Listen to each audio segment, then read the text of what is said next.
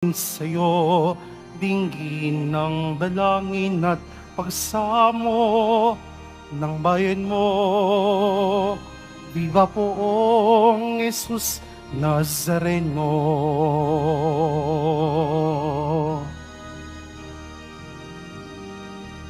Tayo ngayon ay magtipon at sambahin ang poon. Magdiwang tayo sa ating debosyon, purihin ang Panginoon. Viva pong Jesus Nazareno, awit at papuri alay namin sa'yo. Dinggin ng dalangin at pagsamo ng bayan mo. Viva pong Jesus Nazareno.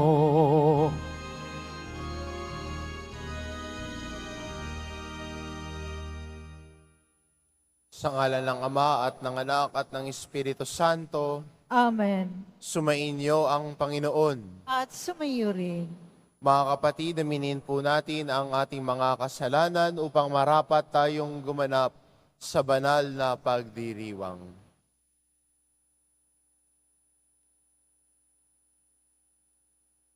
Inaamin ko Sa makapangyarihang Diyos at sa inyo mga kapatid, na lubha akong nagkasala sa isip, sa salita at sa gawa at sa aking pagkukulang. Kaya isinasamo ko sa mahal na Berheng Maria, sa lahat ng mga anghel at mga banal, at sa inyo mga kapatid, na ako'y ipanalangin sa Panginoong ating Diyos. kaawaan tayo ng makapangyarihan Diyos, patawarin tayo sa ating mga kasalanan, at patnubayan tayo sa buhay na walang hanggan. Amen. Panginoon, kaawaan mo kami. Panginoon, kaawaan mo kami. Kristo, kaawaan mo kami. Kristo, kaawaan mo kami. Panginoon, kaawaan mo kami. Panginoon, kaawaan mo kami. Manalangin tayo. Ama naming makapangyarihan, ikaw ang Diyos ng aming mga ninuno, niloob mong sina San Joaquin at Santa Ana ay maging magulang ng mahal na Birheng Ina na nagkatawang taong anak mo. Bilang tugon sa dalangin ng mag-asawang banal, mapakinabangan nawa sa pangako mo ang iyong sambayanan sa pamamagitan ni Hesukristo kasama ng Espiritu Santo, magpa sa walang hanggan. Amen. Magsiupo po ang lahat.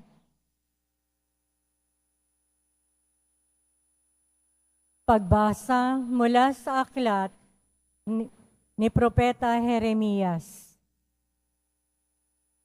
Magbalik kayo sa akin, kayong mga nagtaksil, pagkat ako ang inyong Panginoon.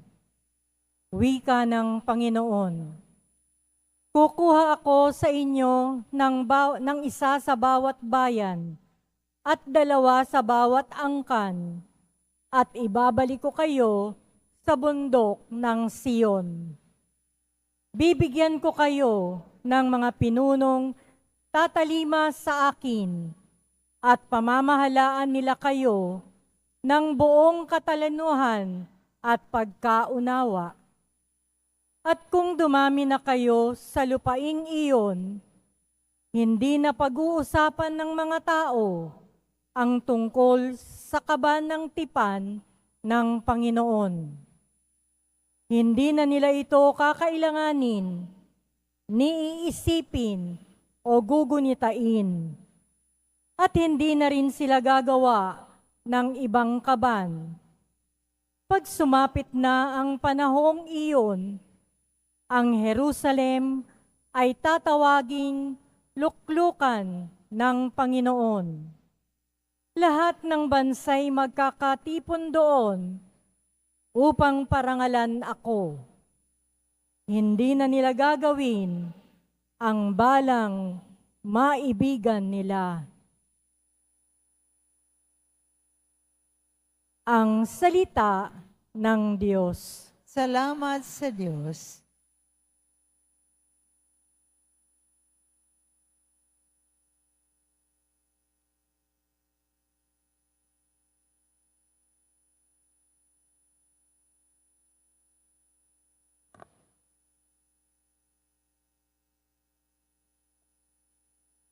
Pumapatnubay na Diyos ay pastol na kumukupkup.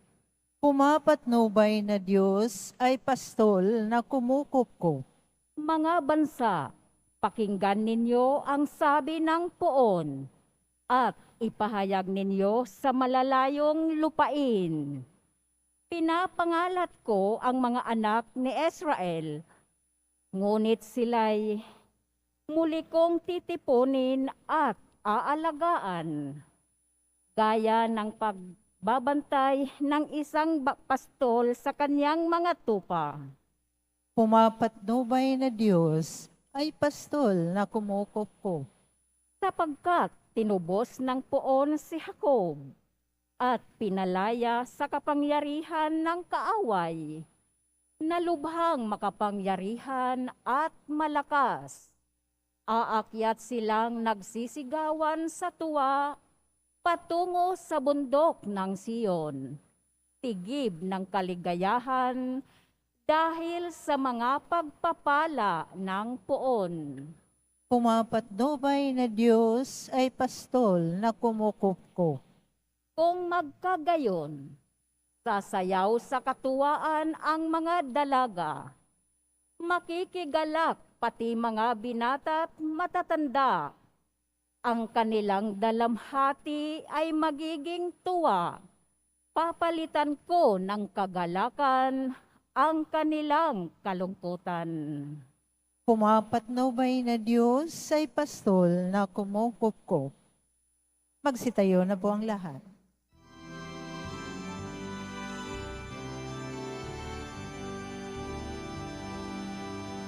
Hallelujah, Hallelujah, Hallelujah, Hallelujah.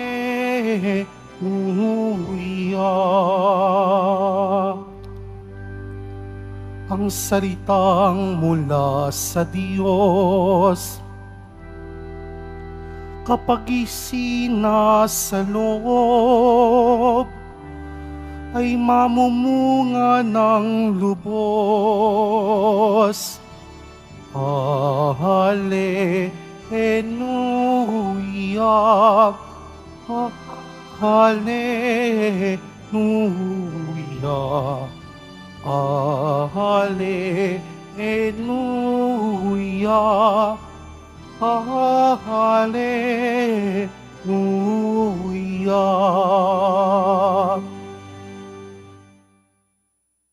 Sumainyo ang Panginoon. At sumaiyo rin. Ang mabuting balita ng Panginoon ayon kay San Mateo. Papuri sa iyo, Panginoon. Noong panahong iyon, sinabi ni Jesus sa kanyang mga alagad, pakinggan nga ninyo ang kahulugan ng talinhaga tungkol sa mga hasik. Ang mga nakikinig ng salita tungkol sa paghahari ng Diyos, ngunit hindi nakakaunawa nito, ay katulad ng binhing na hasik sa tabi ng daan. Dumating ang masama at inagaw ang nahasik sa kanilang puso. Inilalarawan ang binhing na hasik sa kabutuhan, ang nakikinig ng salita at masayang tumanggap nito agad. Ngunit hindi ito tumimo sa puso nila, kaya't hindi sila nanatili. Pagdating ng mga kapigatian at pag-uusig dahil sa salita, agad silang nanlalamig. Inilalarawan naman ng nahasik sa dawang ang nakikinig ng salita, ngunit naging abala sa bagay ukol sa mundong ito at naging maibigin sa mga kayamanan, ano pat ang salita'y nawalan na ng puwang sa kanilang puso, kaya't hindi makapamunga.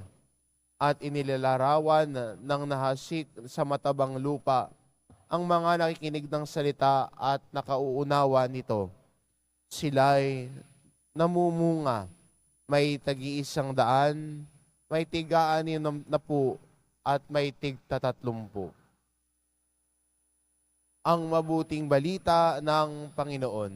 Pinupuri ka namin, Panginoong Heso Kristo. Magsiupo po ang lahat.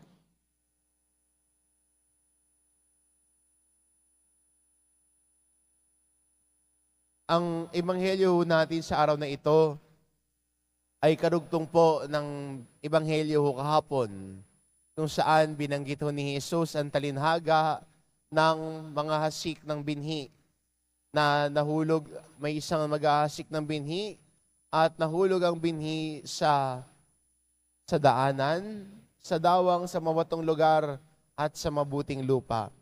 Sa ebanghelyo ngayon, pinapaliwanag naman ni Jesus ano bang ibig sabihin nung talinhaga niyang ito. At marahil para sa iba sa atin, no, sa ilang taon na pagsisimba natin, no, sa ilang biyernes na pagsisimba natin at pagdidibusyon sa mahal na pong Jesus Nazareno ay siguro hindi na bago sa atin ang talinhagang ito ni Jesus. Na may isang nagasik ng binhi, nahulog sa may daanan, may binhing nahulog sa batuhan, may binhing nahulog sa dawang, may binhing nahulog sa mabuting lupa. Iba nga siguro sa atin, mas kaya pang i-explain, mas kabisado pa ang kwentong ito ng talinhaga ni Jesus. Pero maganda ho sa pagdinilay natin ngayon na mas balikan at mas palalimin na sa buhay natin bilang Kristiyano, tayo ho ay iniimbitahan na ang salita ng Diyos ay mamunga sa ating buhay. Di ho ba? Siguro yan po ang imbitasyon sa atin ng pagbasa ngayon at ng Ebanghelyo, na ang salita ng Diyos ay sana'y mamunga. Pero paano ba ito mamumunga sa buhay natin? Yun ang magandang tanong. Paano ba natin mapapayaman, mapapausbong at maalagaan ang salita ng Diyos na tumitimo sa ating puso kung tayo ay lalago sa pag-unawa ng salita ng Diyos? Kaya kung babalikan natin ang Ebanghelyo, ang madalas na ginagamit ni San Mateo ay dahil hindi nila naunawaan ng Diyos, mabilis silang nakalimot sa salita ng Diyos. Pero ang tao, no, tulad ng isang mabuting lupa, ang kanyang puso, kung siya ay naunawaan niya ang salita ng Diyos, ito ho ay tumitimo sa puso natin. Pero hindi ibig sabihin ho ng pagkaunawa ay alam mo lahat. Minsan iniisip natin na pag naunawaan natin ang salita ng Diyos, ay kabisado ho natin ang Bible. Hindi ho ganoon. Naunawaan natin ang salita ng Diyos dahil malinaw sa atin ang tinuturo ni Jesus. At pag naunawaan natin ang isang bagay, hindi ba nagiging parte ito ng ating buhay? Pag ang isang bagay ay nauunawaan natin, nagiging parte ho ng ating buhay. Kaya magandang imbitasyon ho sa atin na ang salita ng Diyos ay sana hindi lang natin naunawaan sa isip, pero ang pinakamahalaga ho sa lahat ay yung salitang pinapakinggan natin ay maging bahagi ng ating buhay. Marami ho dyan, kaya hong magsabi ng ilang verse, kabisado ho niya. Pag sinabi mo niya, o sige nga, recite mo nga, John 3:16, ako kaya niyang sagutin yan. Pero kung hindi niya nauunawaan ang ibig sabihin nun, para lang siyang parot na inuulit ang mga salita. Pero tayo mga Kristiyano na nakikinig sa salita ng Diyos, ay iniimbitahan ng ating naririnig na salita ay unawain at maging parte ng ating buhay. Para sa ganon, ang salita ng Diyos ay magbigay bunga sa buhay natin at magbunga ho sa buhay natin. Pero magandang pansinin ho na baka kumpara mo rin na sarili mo sa ibang tao. Baka sabihin mo, bakit siya ganoon Bakit ako ganito lang? Bakit siya dumaan sa Quiapo, isang beses lang, nasagot agad ni Lord yung panalangin niya? Ako, 5 biyernes na ako dito, hindi pa rin ako sinasagot ni Lord.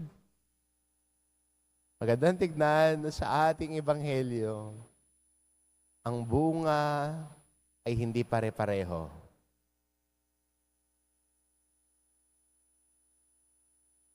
Kung titignan na, babasahin ulit natin yung ating ebanghelyo ngayon.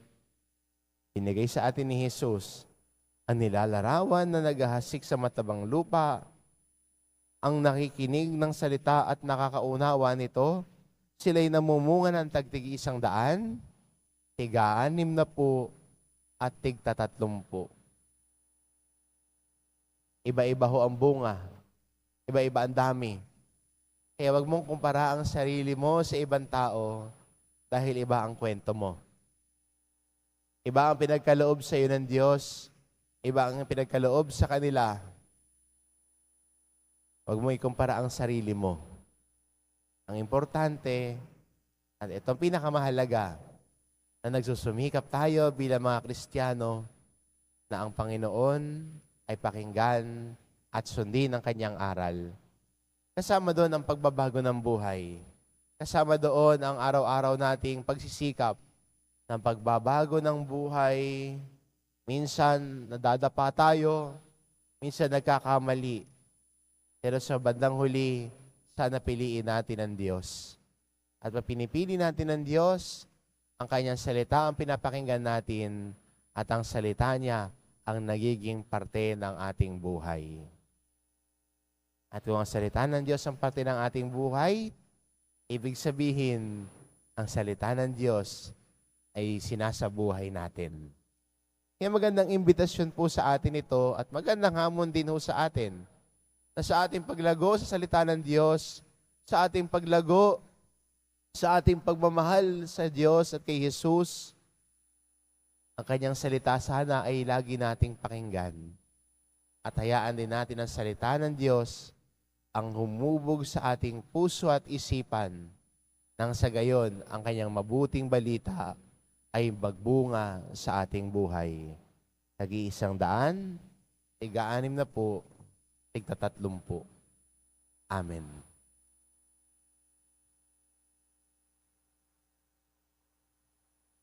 Magsitayo na po ang lahat.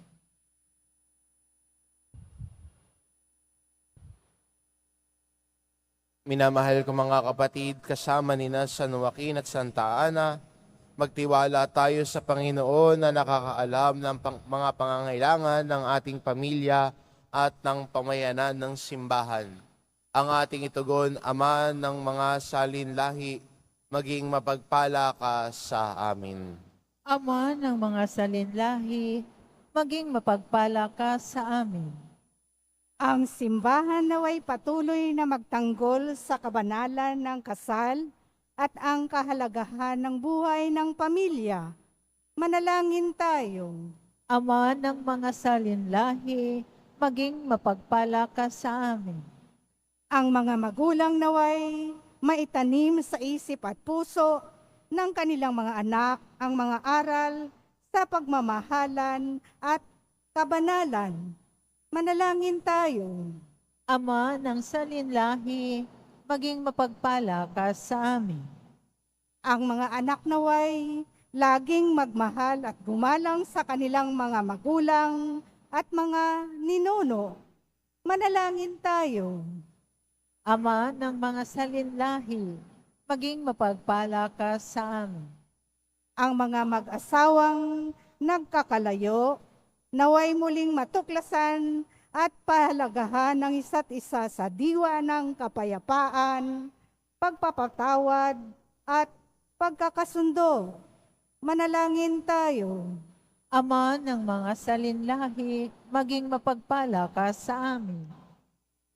Sa mga yumaong miyembro ng ating pamilya, naway ipagkaloob ng Diyos ang kapayapaan. Manalangin tayo.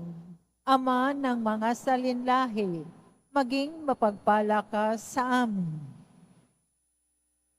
Panginoong Diyos, basbasan mo ang aming mga tahanan, pagbuklurin mo ang aming mga anak na lalaki at babae sa pag-iisang pamilya ng iyong simbahan. Hinihiling namin ito sa pamamagitan ni Kristo na aming Panginoon. Amen. Magsiupo po ang lahat.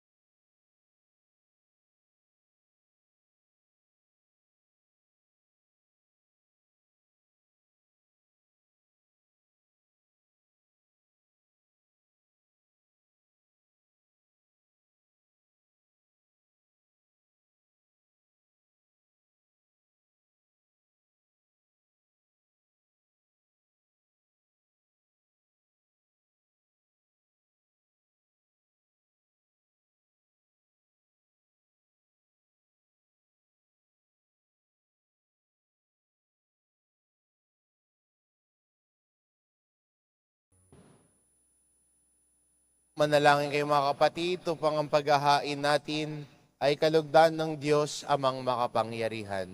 Tanggapin nawa ng Panginoon itong paghahain sa iyong mga kamay, sa kapurihan niya at karangalan sa ating kapakinabangan at sa buong sambayanan niyang banal. Ama naming lumikha, tanggapin mo ang hain namin ngayon upang ang pagpapaala mo kay Abraham at sa kanyang lahi, kami pagindapating makasalo sa pamamagitan ni Hesukristo kasama ng Espiritu Santo, magpasawalang hanggan. Amen. Sumainyo ang Panginoon. At sumayo rin. Itaas sa Diyos ang inyong puso at diwa. Itinaas na namin sa Panginoon. Pasalamatan natin ang Panginoong ating Diyos. Marapat na siya ay pasalamatan. Ama naming makapangyarihan, tunay ngang marapat na ikaw ay aming pasalamatan sa pagpaparangal sa iyong kabutihay. Lagi mong pinaalingaw-ngaw sa iyong sambayanan sa pagkakaroon ng mga kaanib na maaasahan at tapat tulad mo sa pananagutan upang magbunga ang punyagi ng iyong anak na sa iyong pag-ibig kami makatulad. Ang mga banal na tao ay tumutulong sa lahat sa pagbibigay halimbawa't pananalangin wagas. Kaya kaisa ng mga anghel na nagsisiawit ng papuri sa iyo nang walang humpay sa kalangitan, kami nagbubunyi sa iyong kadakilaan.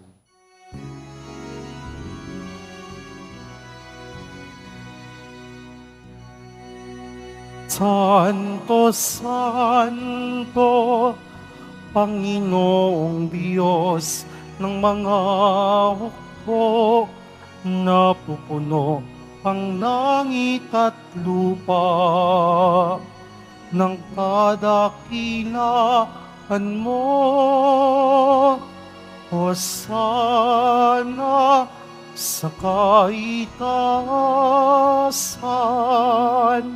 pinagpalang na paririto sa ngalan ng Panginoon. Hosana sa kaitaasan. Magsiluhod po ang lahat. Ama naming banal, ikaw ang bukal ng tanang kabanalan, kaya't sa pamamagitan ng iyong Espiritu gawin mong banal ang kaloob na ito, upang para sa amin maging katawan at dugo ng aming Panginoong Hesukristo. Bago niya pinagtiis ang kusang loob na maging handog, hinawakan niya ang tinapay, pinasalamatan kanya.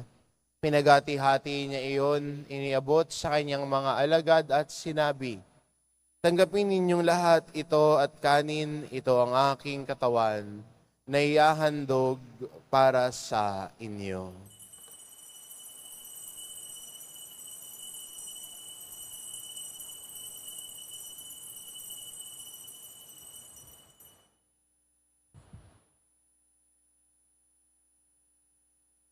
Gayun din naman na matapos ang hapunan, hinawakan niya ang kalis.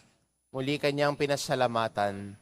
Iniabot niya ang kalis sa kanyang mga alagad at sinabi, "Tanggapin ninyong lahat ito at inumin ito ang kalis ng aking dugo, ng bago at walang hanggang tipan.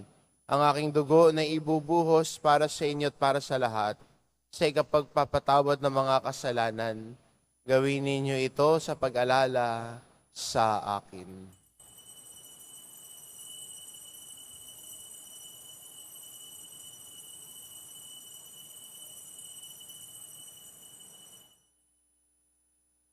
Magsitayo na po ang lahat.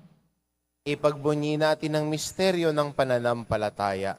Si Kristo'y namatay, si Kristo'y nabuhay, si Kristo'y babalik sa wakas ng panahon. Ama, ginagawa namin ngayon ang pag-alala sa pagkamatay at muling pagkabuhay ng iyong anak, kaya't inaalay namin sa iyo ang tinapay na nagbibigay buhay at ang kalis na nagkakaloob ng kaligtasan. Kami nagpapasalamat dahil kami yung minarapat na tumayo sa harap mo para maglingkod sa iyo.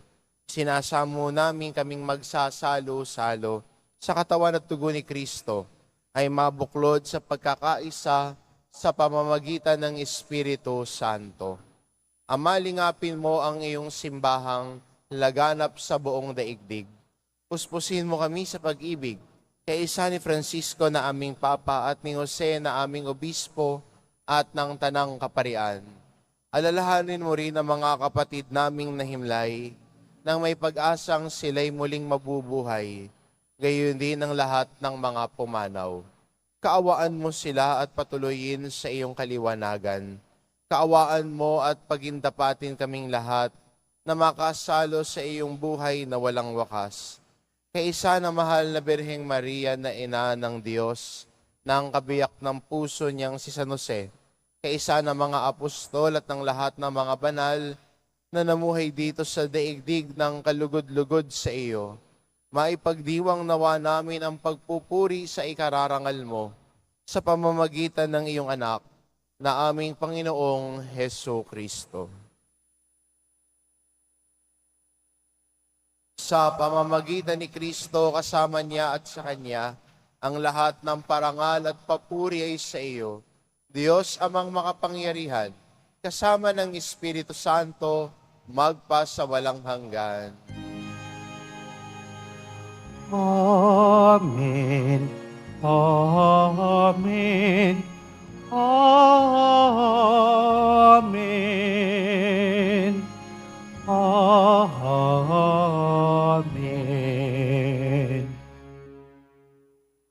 Sa tagubili ng mga nakagagaling na utos at turo ni Jesus na Panginoon natin at Diyos, ipahayag po natin ng lakas loob.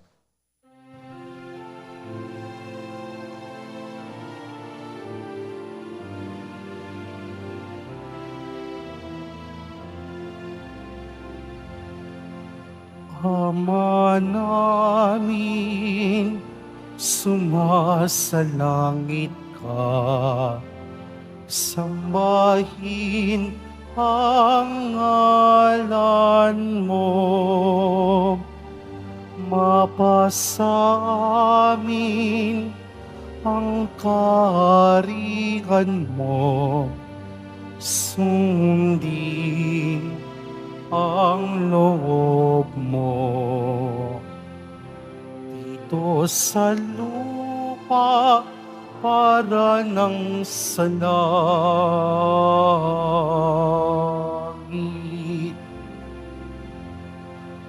Bigyan mo kami ngayon ng aming kakanin sa araw-araw at patawarin mo kami sa aming mga sala para ng pagpapatawad namin sa nagkakasala sa amin, at huwag mo kaming ipahintulot sa tukso, at iadya mo kami sa lahat ng masama. Hinihiling namin kami adya sa lahat ng masama pagkalooban ng kapayapaan araw-araw, iligtas sa kasalanan at ilayo sa lahat ng kapahamakan. Samantalang aming pinananabikan ang dakilang araw ng pagpapahayag ng tagapagligtas naming si Heso Kristo. Sapagkat iyo ang kaharian at ang kapangyarihan at ang kapurihan magpakailanman. Amen. Panginoong Hesukristo, sinabi mo sa iyong mga apostol, kapayapaan ang iniiwan ko sa inyo, ang aking kapayapaan ang ibinibigay ko sa inyo. Tunghayan mo ang aming pananampalataya at huwag ang aming pagkakasala. Pagkalooban mo kami ng kapayapaan at pagkakaisa, ayon sa iyong kalooban, kasama ng Espiritu Santo, magpa sa walang hanggan. Amen. Ang kapayapaan ng Panginoon ay laging sumainyo. At sumayuri. Magbigayan kayo ng kapayapaan sa isa't isa.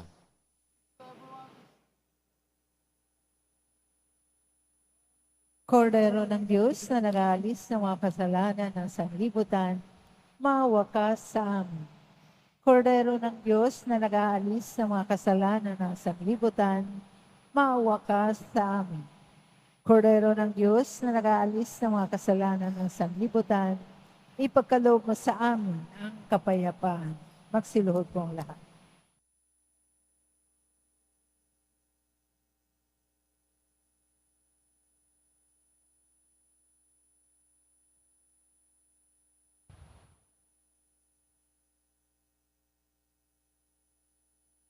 Ito ang kordero ng Diyos, ito nag-aalis ng kasalanan ng sanlibutan. Mapalad ang mga inaanyayahan sa kanyang piging. Panginoon, hindi ako karapat-dapat na magpatuloy sa iyo, ngunit sa isang salita mo lamang ay gagaling na ako.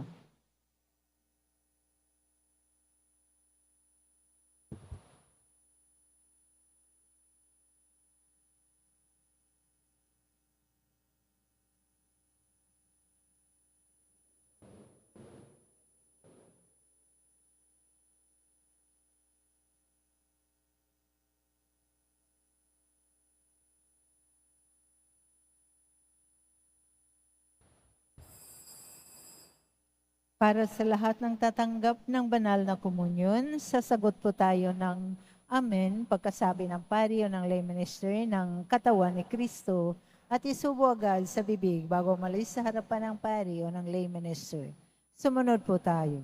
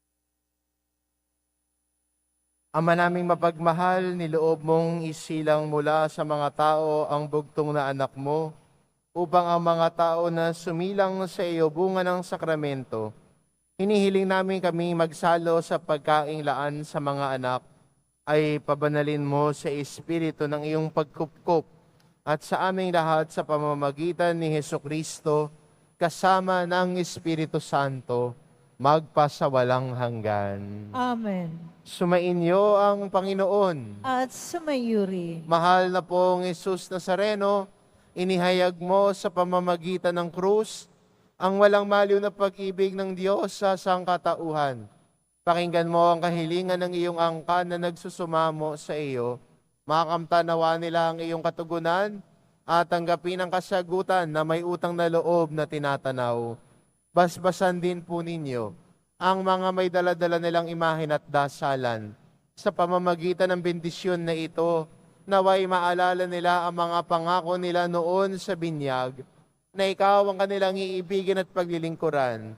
Bilang Panginoon, magpasawalang hanggan. Amen. At pagpalain kayo ng ating mapagmahal na Diyos, ang Ama, at ang Anak, at ng Espiritu Santo. Amen. Tumayo kayo, taglay ang kapayapaan ng poong Jesus Nazareno. Salamat sa Diyos.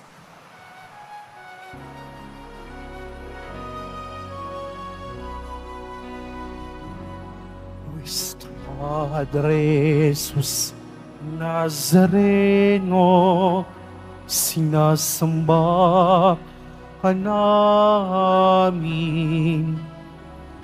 Pinipintuho ka namin. Aral mo ang aming buhay at kaligtasan. Nuestro Padre Jesus Nazareno, iligtas mo kami sa kasalanan. Ang krus mong kinamatayan ay sagisag ng aming kaligtasan. Nuestro Padre Jesus Nazareno, dinarangal ka namin. Nuestro Padre Jesus Nazareno, ninulwalhati ka namin. Nuestro Padre Jesus Nazareno, dinarangal ka namin. Nuestro Padre Jesus Nazareno, inulwalhati ka namin.